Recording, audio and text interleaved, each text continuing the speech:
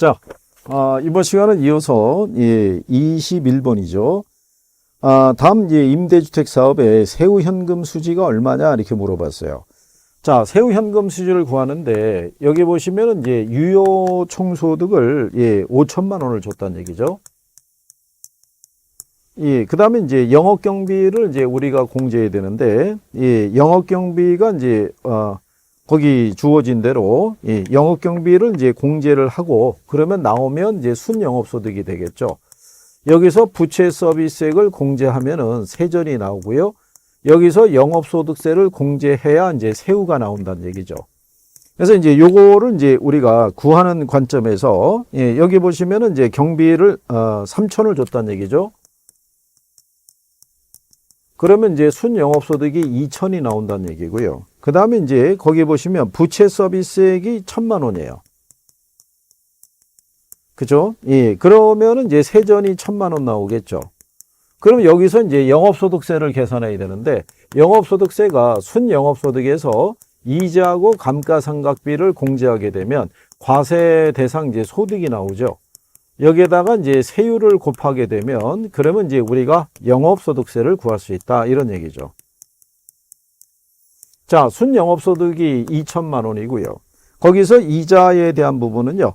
부채 서비스액이 1,000만 원인데 원금 상환분이 400이라고 얘기한다는 얘기는 얘가 600이 된다는 얘기가 되겠죠. 그 다음에 감가상각비가 얼마를 줬냐면 감가상각비가 900만 원을 줬다는 얘기죠. 그러면은 2천에서 여기 1,500 빼면은 과세가 500이 될 거고요. 세율이 30% 줬다는 얘기죠. 500에 30%니까 150이겠죠. 그러면 여기서 150을 빼면은 세후가 850 나오겠죠. 그래서 답이 5번. 그렇기 때문에 요것들은 훈련이 많이 돼 있어야 돼요. 이렇게. 그래서 훈련이 돼 있으면 투르륵 계산해서 850을 도출할 수 있는데 이게 생각이 안 나면 대입하는 것 자체도 쉽지가 않죠. 그래서 그러나 가끔 세후현금 수지 같은 거를 물어볼 때가 있어요. 그래서 이런 과정으로 도출하는 거구나 라는 정도 인지하시면 되겠고요.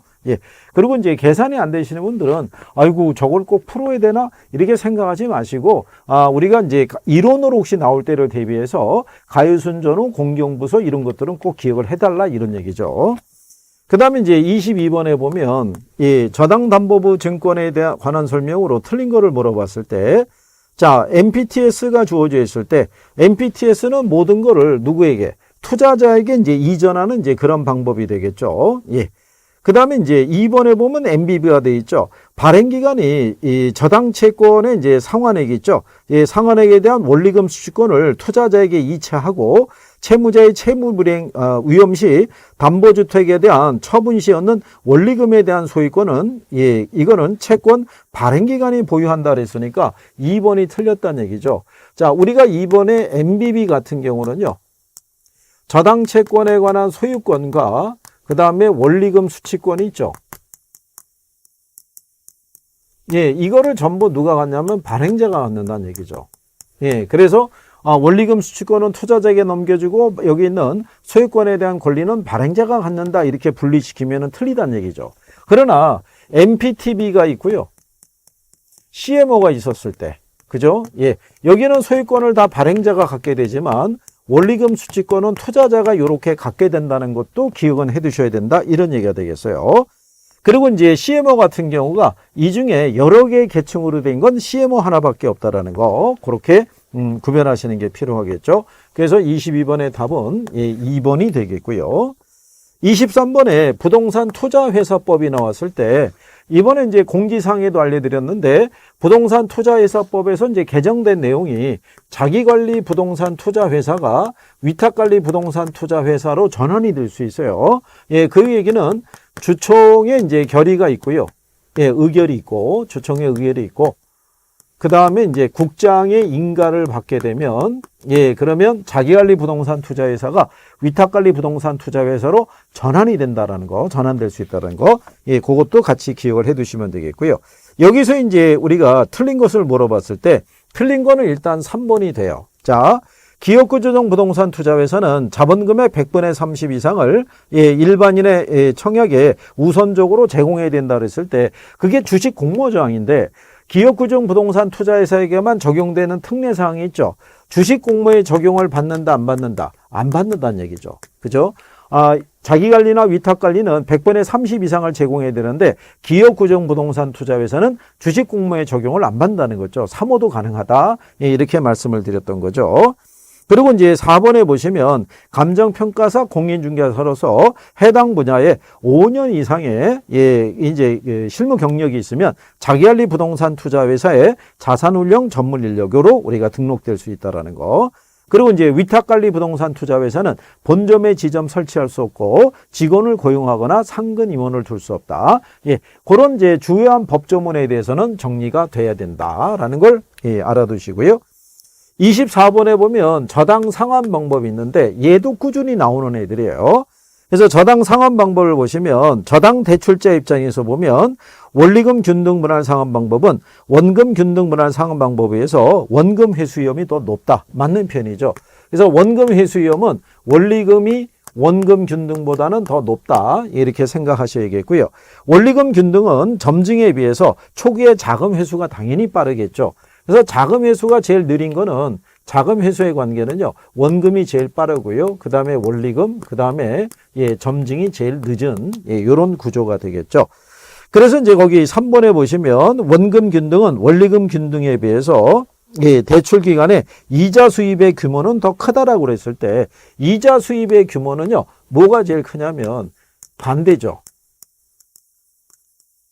점증이 제일 크죠.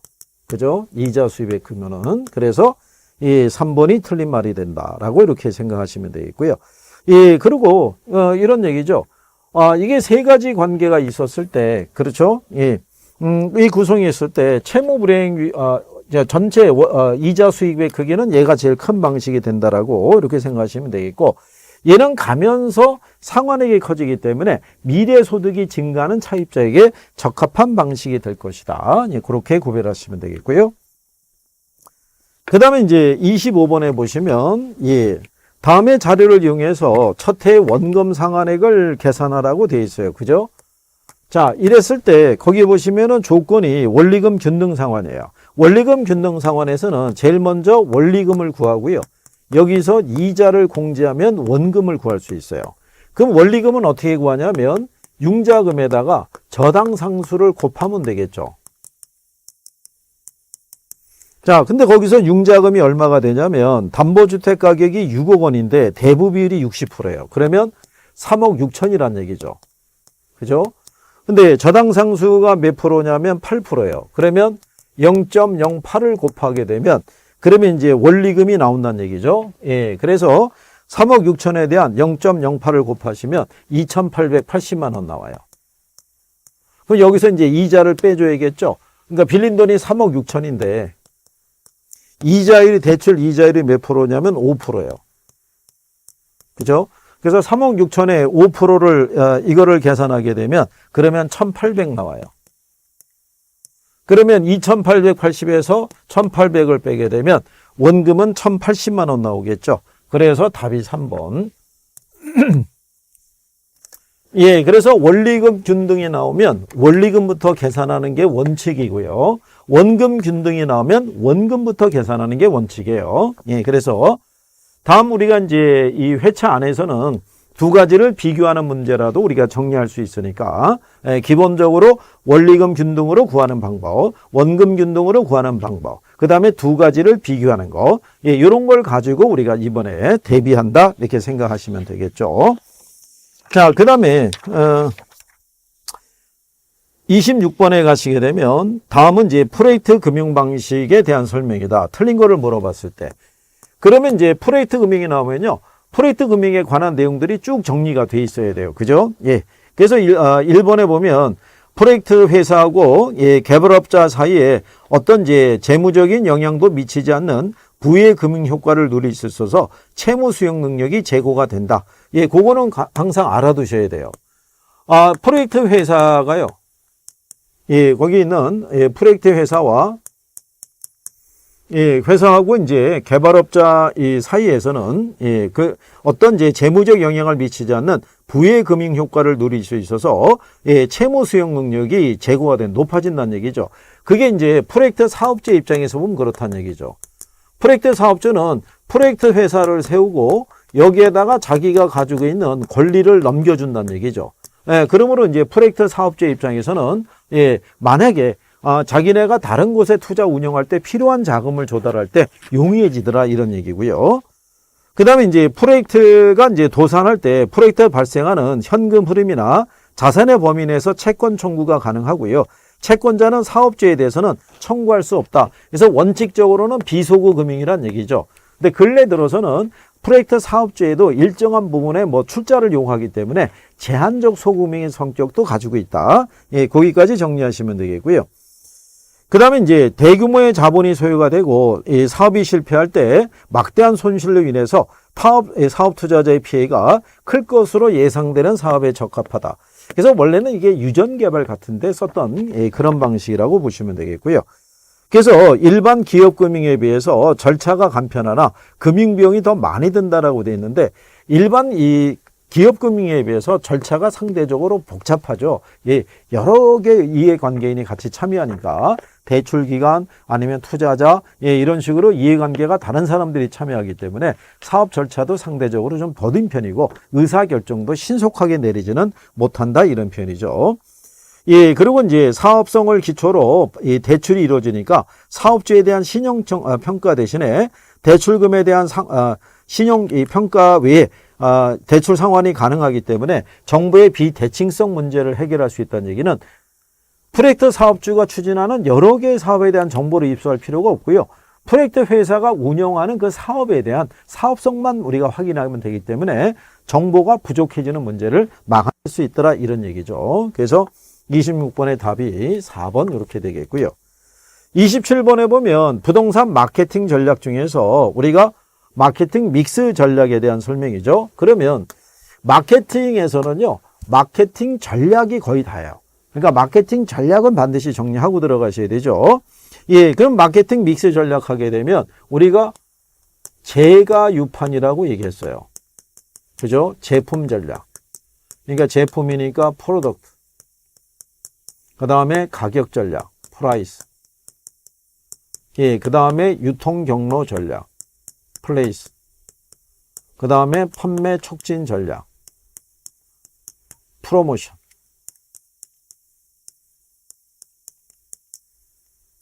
이렇게 해서 이제 네 가지가 구성이 되어 있는 거죠. 그래서 이제 거기 구성해서 제품 정책이란 공급하는 상품이 경쟁력을 가질 수 있도록 하는 것으로서 부동산 상품의 이제 브랜드화도 제품 전략의 중요성이 있다라고 보시면 돼요. 그래서 요즘은요, 아파트 단지의 브랜드를 뭐를 가지고 들어가냐에 따라서 분양가라든가 입주민들의 만족도 이런 것들이 달라지거든요. 그래서 이 브랜드의 가치가 점점 커지는 과정에 있다라고 이렇게 생각하시면 되겠고요. 그 다음에 좋은 조건의 융자를 활용하는 게 유통 경로에 들어가요. 중개업자라든가 분양 대행업자를 활용하는 것도 같은 방법이고요. 좋은 조건의 융자가 붙어 있으면 그래도 이제 분양 신청이나 이런 것들을 좀 더 많이 유도할 수 있다는 얘기죠. 판촉이라는 것은요, 제품의 이 수요를 자극하는 활동이죠. 그래서 판촉에 들어가는 게 광고라든가 홍보라든가 이런 것들은 소비자들의 반응을 빠르게 자극하고 유인하게 해서 쓰는 게 판매 촉진 전략이다 이런 얘기죠. 가격 차별화 전략은요, 동일한 종류의 상품 판매 가격에 차이를 두는 전략이다라고 얘기를 하는 거죠. 이거를 우리가 적응 가격 전략이라고도 표현할 수 있는 거죠. 그래서 여기서의 답은 2번이죠. 고가 전략은 처음에는 높은 가격을 책정하지만 시간이 경감에 따라 가격을 낮춘다 그러면 틀리다는 얘기죠. 고가는요, 언제 할 수 있냐면 공급하는 브랜드의 가치가 높을 때, 품질이 다른 경쟁 제품에 비해서 우위를 점할 수 있을 때, 그때는 고가 전략을 쓰는 거죠. 그래서 소위 얘기한 대로 명품들은 지속적으로 고가 전략을 유지하고 있다 이런 얘기가 되겠죠. 그래서 그리고 이제 소비자들의 심리를 잘 활용하는 거라고도 할 수 있겠죠. 자, 그 다음에 28번에 부동산 관리가 나오는데요. 관리는 그다지 어렵지 않게 내용이 출제가 되죠.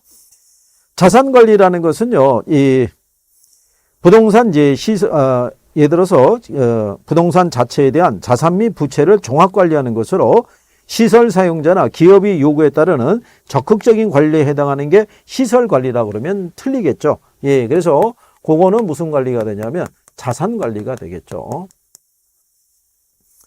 예, 그 다음에 이제 위탁관리 방식은 자관리 방식에 비해서 기밀 유지가 유리하다라는 3번도 틀린 내용이 되겠죠. 예. 기밀 유지는 자가관리가 더 유리하죠. 예. 그 다음에 이제 혼합관리 방식은 자기관리 방식에 비해서 문제 발생 시 책임 소재 화학이 용이하다.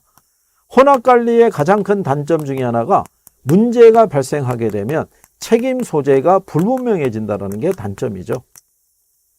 예. 예, 그래서 답은 2번이죠. 자기관리 방식이 입지자하고의 소통 측면에 있어서 위탁관리 방식에 비해서는 유리한 측면이 있죠.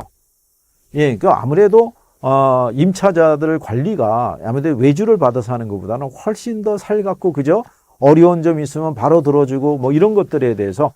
그래서 왜냐하면 소유자 입장에서는 안정적인 임대 수익을 유지하려고 그러면, 그죠? 입주자하고의 소통이나 어떤 민원에 대한 문제를 해결해 주거나 이런 것들이 좀 더 적극적일 수밖에 없다는 얘기죠. 그래서 그렇게 구별하시면 되겠고요. 그 다음에 이제 부동산 개발에 관한 사항으로, 예, 그래서 옳은 것을 모두 고르라고 그랬어요. 그러면 29번에 봤을 때 제일 먼저 나오는 게 기억이죠. 예, BOT라고 되어 있어요. 그러면 BOT라고 얘기하는 거는 먼저 민간이 개발을 해요. 그리고 자기가 운영을 하고 그 다음에 소유권을 이전해 주는 논리라고 이렇게 생각하셔야 되겠죠. 그래서 이 방식은 민간 사업자가 스스로 자금을 조달해서 시설을 건설을 하고 일정 기간 소유 운영한 후에 사업이 종료된 때에 국가 또는 지자체에게 소유권을 이전하는 것이니까, 예, BOT는 맞는 표현이 되겠죠. 예. 그 다음에 개발권 양도제는 개발 제한으로 인해서 규제되는 보존지역에서 발생하는 토지 소유자의 손실을 보전하기 위한 제도로 현재 널리 시행이 되고 있다면 틀리죠. 아직 우리나라에는 도입이 안 된 제도죠. 예, 흡수율 분석은 부동산 시장의 추세를 파악하는 데 도움을 주는 것으로 과거의 추세를 정확하게 파악하는 게 목적이다. 이게 추세 분석을 한다고 그랬을 때요, 추세 분석은 미래의 수요를 예측하는 거죠. 예. 그 다음에 리을에 보면 공공개발은 제3섹터 개발이라고도 하는데요. 민간이 자본과 기술을 제공하고 공공기관이 인허가 등 행정적인 부분을 담당하는 상호 보완적인 역할을 하는 거죠. 그래서 맞는 거는 기억하고 리을의 두 가지가 되니까 답이 2번이 되겠죠. 예. 그래서 이런 BOT 같은 경우는 이런 식으로 단어를 집어넣어서 정리해 보는 것도 하나의 방법이에요. 그러면 구별이 가능한 게 뭐냐면요. 만약에 BTO가 나오잖아요. 그러면 민간이 시설을 개발을 했어요. 소유권을 이전해 주고 운영해 주는 거예요. 그러면 핵심적인 단어가 들어가느냐를 가지고 우리가 구별할 수 있으니까. 그죠? 예. 그래서 그렇게 정리하시면 될 것 같고요. 그 다음에 이제 30번에 보시게 되면, 자, 민간의 부동산 개발 사업 방식에 관한 설명. 그러니까 민간 개발이 나오면 자체 개발, 그 다음에 지주 공동사업, 지주 공동사업에 안에서 공사비 대물 변제형, 분양금으로 공사비를 지급하는 형태, 투자자 모집형, 사업 위탁 방식, 그 다음에 토지 신탁, 그 다음에 컨소시엄 구성 방식, 이런 것들이 쭉 떠오를 수 있는지를 확인해 보셔야 돼요. 그래서 여기 보시면 이 토지 신탁회사는 신탁회사의 토지 소유권을 넘기고 신탁회사가 자금을 조달해서 사업을 시행한다 그랬으니까 맞는 편이죠. 형식적으로 소유권이 이전이 되는 건 토지 신탁 방식밖에 없다는 얘기죠. 예. 그 다음에 이제 등가 교환 방식은 지주가 시공회사에게 대물로 공사비를 지급하는 그런 경우도 있다는 얘기죠. 예. 그래서 등가 교환이라고 이렇게 얘기를 했을 때요. 토지 소유자는 토지를 대고 개발업자는 자금을 대서 시설을 짓고 난 다음에 토지 가치하고 건물 가치를 등가로 교환하는 방식이니까 이것도 예, 대물로 변제하는 그런 스타일로 예, 여겨질 수도 있죠. 예, 근데 4번에 사업 수탁 방식의 경우에 개발업자가 자금을 조달해서 건설하고 분양이나 임대를 한 다음에 수익을 나눈다라면 틀리죠.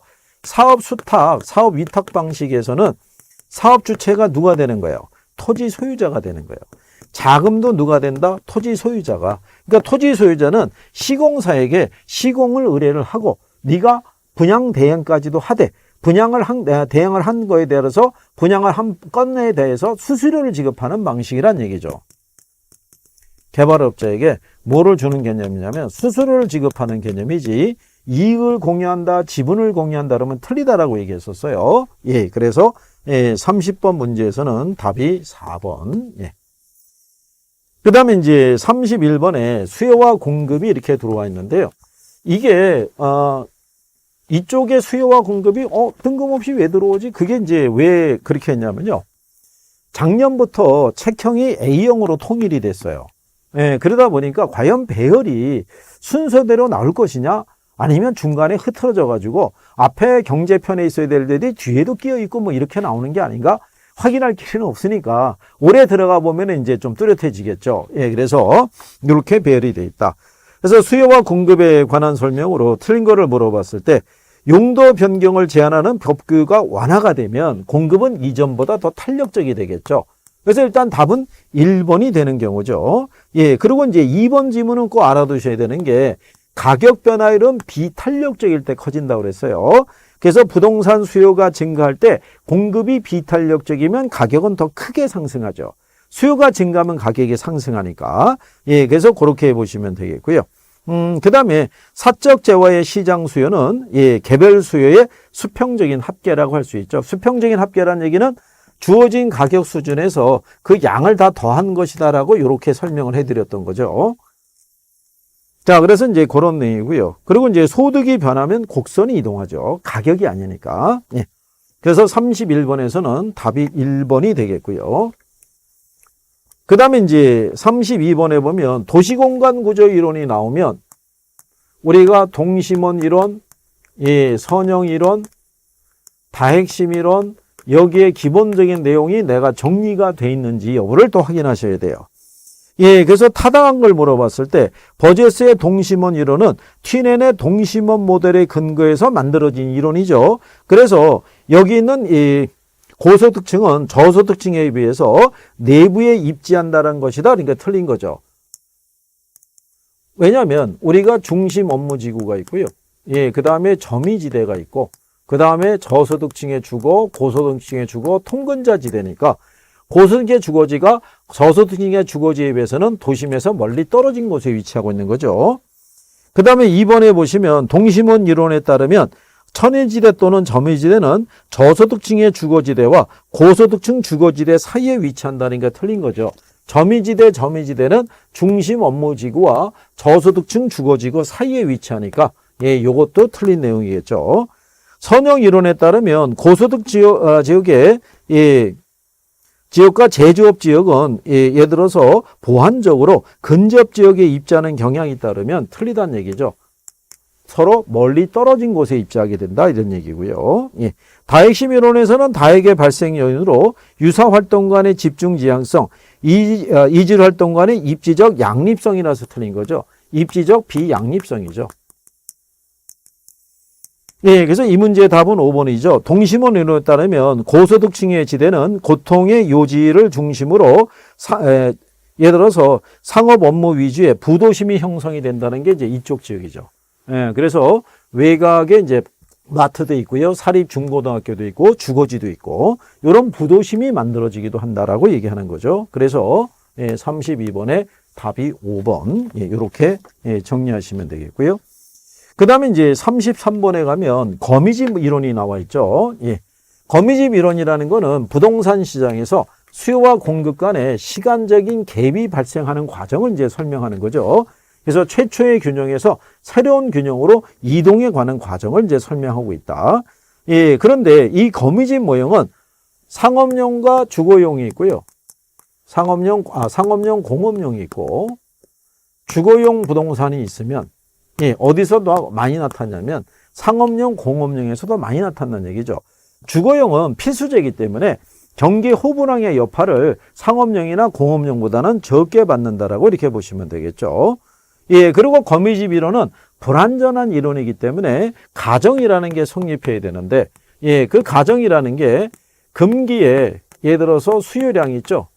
금기의 수요량은 금기 가격의 반응을 나타나는데 금기의 공급량은 전기 가격의 반응을 나타낸 것이다. 즉 수요와 공급 간에 시차가 있는 것을 설명해 주고 있다. 이렇게 여러분들이 생각하시면 되겠죠. 그래서 32번의 답은 2번이 되겠고요. 자, 그 다음에 34번에 지역 분석과 개별 분석이 나왔을 때 여러분들이 이제 그 부분을 정리할 때 지역 분석이라는 거는 뭐를 판정하기 위한 작업이냐면 가격 수준을 판정하기 위한 작업이에요. 그죠? 가장 궁극적인 목적이 지역 분석의 대상 지역으로는 인근 지역과 유사 지역과 동일 수도권이 있다는 거 구별을 해 주셔야겠고요. 그 중에서도 인근 지역의 용어 정리는 해 두셔야겠고, 그 다음에 지역 분석과 개별 분석에 대한 비교 있죠? 예, 요것까지 할 수 있으셔야 돼요. 그래서 지역 분석과 개별 분석에 비교해 보면 선행 분석이 지역 분석, 그죠? 후행 분석이 개별 분석. 그래서 얘가 전체적인 분석이고요, 광역적인 분석이고, 그 다음에 거시적인 분석이 되는데 반해서 부분 분석이자 국지적인 분석이자 미시적인 분석에 해당이 된다. 이런 기본적인 내용은 정리가 돼야 된다는 얘기예요. 그래야 문제 하나를 쉽게 풀 수 있다. 이런 얘기가 되겠어요. 예, 그래서 이제 거기 보시면은 사례 자료를 동해수도권 내 인근 지역에서 수집하면 지역 요인의 비교 작업은 안 해도 된다는 거. 예, 그것도 꼭 기억해 두셔야 돼요. 예. 그 다음에 이제 거기 보시면 인근 지역은 대상 부동산의 가격 형성에 직접적인 영향을 미치는 지역으로 유사 지역과 인접해 있어야 된다면 틀려요. 동일 수도권 안에 존재하면 돼요. 반드시 인접할 필요는 없다는 얘기예요. 가령 예를 들어서 우리가 서울 주변에 있는 여기 평촌이라고 있어요. 신도시. 그죠? 야, 서울까지 출퇴근이 가능한 지역에서 여기서 주거를 정했다는 사람은 일산에도 주거를 정할 수 있다라고 보는 견해예요. 같은 신도시니까. 예, 그렇기 때문에 반드시 인접해 있을 필요는 없다. 예, 이렇게 생각하시면 되겠죠. 예. 그래서 3번에 보면 지역 분석의 대상으로서는 중요한 지역이 인근 지역, 유사 지역, 동의수도권 이런 얘기가 되겠죠. 예, 그리고 개별 분석은 대상 부동산의 최유 이용을 판정하기 위해서 하는 거죠. 그래서 일반적으로 지역 분석을 먼저 하고 그 다음에 개별 분석을 나중에 하는 것이다. 여기는 분량은 작지만 출제 빈도는 가치와 가격을 합한 거하고 똑같아요. 그러니까는 정리는 꼭 잘 해두셔야 된다는 얘기죠. 예, 그 다음에 이제 35번에 보면 표준지 공시가에 대한 부분이 나와 있죠. 예. 예, 거기 보시면 이제 틀린 거를 고르라고 그랬을 때, 예, 표준지 공시가를 공시할 때, 요거는 꼭 기억하셔야 돼요. 표준지 공시가의 공시사항이 있죠. 예, 얘네는 작년에도 이거를 답으로 유도를 했지만, 박스 형태로 줄 수도 있고 하기 때문에 반드시 숙지는 해 두셔야 된다는 얘기고요. 표준지 공시가를 기준으로 평가할 때는 사정 보정을 할 필요가 없죠. 거기 보시면, 예, 보게 되면, 사정 보정을 우리가 감안할 필요가 없다라고 되어 있어요. 왜? 표준지 공시가로 선정되는 과정에서 이미 사정 보정 작업이 이루어졌다라고 보시면 되겠죠. 예. 그리고 이제 표준지 공시가에 이의가 있으면은 누구에게? 국장에게. 며칠 이내? 30일 이내. 예, 이렇게 보시면 되겠죠. 그래서 답이 이제 3번이죠. 표준지 공시가가 토지용의 증진과 지가의 상승을 억제하거나 그러지 못해요. 토지시장에 지가에 관한 정보를 제공해주고 일반적인 거래의 지표로 활용할 수는 있지를 몰라도 얘를 가지고 가격을 억제하거나 그러지는 못한다는 얘기죠. 그래서 답은 3번이 되겠죠. 그 다음에 이제 36번에 가면 가치 발생 요인에 대한 것이 있는데요. 가치 발생 요인이라는 것은요. 재화가 가치를 갖기 위해서는 구비돼야 될 조건이 있죠. 효용이 있고 상대적 희소성이라는 게 있고요. 그 다음에 유효 수요라는 게 있고요. 그 다음에 이전성이라는 게 있죠. 예, 근데 요 중에 요거 세 가지는 경제적 관점이고요. 얘만 법률적 관점이에요. 일반 재화나 부동산이나 수요와 공급에서 결정된 그 대가를 지급하면 거래가 종결이 되는데 부동산은 권리의 이전이 뒤따라야 된다는 얘기죠. 그래서 거기 36번에 보시면 5번에 이전성은 법률적 측면이 아닌 경제적 측면에서의 가치 발생 수단이다. 그러면 틀리다는 얘기죠. 예, 그래서 네 가지에 대한 관계가 이게 다 충족이 돼야지만 가치가 발생할 수 있다. 예, 거기까지 정리하시면 되겠고. 그 다음에 이제 37번에 보시면 다음 자료를 활용을 해서 직접 환원법으로 평가한 대상 부동산의 수익가액을 물어보고 있어요. 자, 그러면 수익가액은요. 이게 이제 37번이죠. 수익가액은 순수익을 환원이율로 환원해서 우리가 수익가액을 구할 수가 있어요. 그죠? 자, 그러면 얘도 가유순으로 내려와야 되거든요. 그러면 거기 보시면 가능총소득에 대한 것이 이제 주어져 있죠. 가능총소득이 1억이에요. 그럼 여기서 이제 공실을 빼야 되는데 공실이 가능총소득의 10%래요. 그럼 얘가 1,000만 원이죠. 그러면 요거 공제하면 유효총소득이 9,000이 된다는 얘기죠. 그럼 여기서 이제 경비를 공제하면 순수익이 나오는 거죠. 근데 경비 항목에 봤더니 수선 유지비가 400이에요. 그럼 400은 경비를 인정해 주고요. 화재보험료 100만 원도 경비를 인정해 주죠. 재산세 200만 원도 경비를 인정해 주죠. 영업소득세하고 부채서비스세는 안 들어가죠. 그러면 9,000에서 공제할 게 700이죠. 예, 그러면 9,000에서 700을 빼면은 8,300이 나오겠죠. 그렇죠? 예. 그런데 환원율이 10%다. 그러면 이 금액의 10배라고 그랬으니까 8억 3천이 되겠죠. 그래서 답은 3번이 되더라. 예, 이런 얘기죠. 그래서 이제 가장 일반적으로 계산하는 이제 그런 유형이고요. 예, 38번에 보면 감정평가에 관한 규칙상의 용어의 정의로 올바른 걸 물어봤을 때요. 예, 거기 보시면 5번에 감정평가업자는 설림을 감정평가할 때는 산지와 임목을 구분해서 평가해야 돼요. 임목은 거래사례비업법, 소경목립의 경우는 원가법을 써야 되죠. 그래서 걔는 틀린 내용이 되겠고요. 4번에 가치 형성 요인이란 대상 물건의 경제적 가치에 영향을 미치는 일반 요인, 지역 요인, 개별 요인을 말한다 했을 때 그거는 가치 형성 요인이어야 되죠. 발생 요인이 아니라. 예, 그 다음에 3번에 원가법이란 대상 물건의 취득 원가에 그러면 틀리죠. 제조달 원가.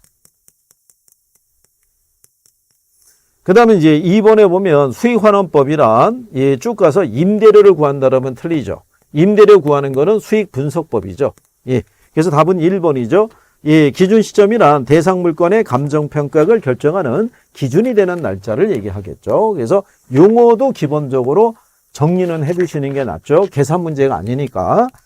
그 다음에 이제 39번에 원가법을 이용한 기준 시점의 감가수행액을 구했는데요. 원가법에서 이 정액법을 통해서 구할 때는요, 매년의 감가액만 구하면 돼요. 이게 경제적 내용연수분에 제조달 원가에서 1 잔가율을 이렇게 공제를 해줘야 되는 부분인데요. 이것만 구하면 감가 누계액은요, 매년의 감가액에다가 경과년수를 곱하면 돼요. 그죠? 예, 근데 경과년수는 알고 있죠. 예, 준공시점이 2012년이고 기준이 2017년이니까 5년이 경과했으니까 얘만 구하면 되죠. 예, 제조달 원가가 2억이죠. 예, 2억인데 잔가율이 10%라는 얘기는 그러면 1-0.1이니까 0.9가 되잖아요. 2억 곱하기 0.9 하면 1억 8천 나오죠. 1억 8천을 경제적인 내용연수가 40년이니까 40으로 나누게 되면 얘가 450만 원 나오죠. 그러면 450에다가 5를 갖다가 곱하게 되면요. 그러면 2250만 원 나오죠. 그렇죠? 예, 그래서 답은 5번. 그래서 이제 이게 계산이 나는 좀 부담스러워. 그러면 안 하셔도 되는데, 예, 요런 이제 정액법으로 구할 때는 요렇게 해서 구하는 거다라는 정도 인지하시면 될 거예요. 그 다음에 이제 40번에 가격 공시에 관한 법률에 관한, 내용으로서 틀린 걸 고려했을 때 공시 기준일은 다 1월 1일이에요. 그죠? 예. 그 다음에 표준지 공시가를 결정하기 위해서는 토지가격 비준표가 활용이 된다는 4번이 틀린 거예요. 표준지 공시가를 가지고요. 토지가격 비준표를 작성을 하고 누가? 국장이. 예, 그래서 시장군수구청장이 개별 공시가를 산정하기 위해서 토지가격 기준표가 필요하다 그러면 이거를 제공하는 거죠. 그러니까 토지가격 비준표는 표준지 공시가를 기준으로 작성하는 개념이라고 보시면 될 거예요. 그래서 3번이 이제 우리가 틀린 내용이다 이런 얘기죠. 그래서 그런 내용 정도. 그래서 이제 여기 40번에 대한 내용까지 한번 풀어보셨을 때 몇 개를 맞았다. 이걸 먼저 따지지 마시고 1회차에서 내가 알고 있는 것과 모르는 것이 어떤 것인지를 구별한 다음에 틀린 내용을 보완을 하셔서 2회차를 다시 도전하시는 거예요. 그래서 조금씩이라도 개선해서 올라가는 부분이 있었을 때 우리가 기대도 하고 희망도 생기는 거죠. 그래서 1회차 모의고사에 몇 점이다라는 것에 초점을 두지 마시고 어디를 정리가 돼 있고 안 돼 있는지를 확인하는 데 초점을 둬보세요. 그래서 지금까지 일단 1회 모의고사에 대한 설명을 해드렸고요. 다음 시간에는 2회차의 이제 모의고사 문제를 또 푸는 시간을 갖도록 하겠습니다. 수고하셨습니다.